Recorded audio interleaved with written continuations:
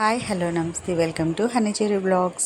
Friends, Varalakshmi వ్రత శుభాకాంక్షలు viewers అందరికీ. ఫ్రెండ్స్, ఈరోజు నేను వరలక్ష్మి వ్రతం అయితే చేసుకున్నాను అన్నమాట. చాలా ఆనందంగా అనిపించింది. అన్నీ అనుకున్నట్లే సమయానికి అయితే చేసుకోగలిగాను.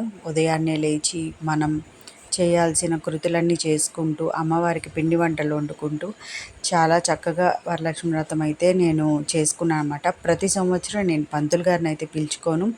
వ్రత కథని నేను యూట్యూబ్లో చూసుకొని నేను ఫాలో అవుతానన్నమాట. ప్రతి సంవత్సరం అలాగే చేస్తాను.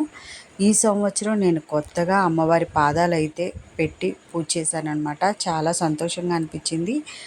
అమ్మవారి ఆశీస్సులు నాకు ఎప్పుడూ ఉండాలని కోరుకుంటూ, మీ అందరికీ కూడా అమ్మవారి ఆశీస్సులు మెండుగా ఉండాలని కోరుకుంటూ, మనం వరలక్ష్మి వ్రతం భర్త ఆరోగ్యాలు సుఖ సంతోషాలతో ఉండాలని కోరుకుంటూ మనమైతే ఈ వరలక్ష్మి వ్రతం చేసుకుంటాము.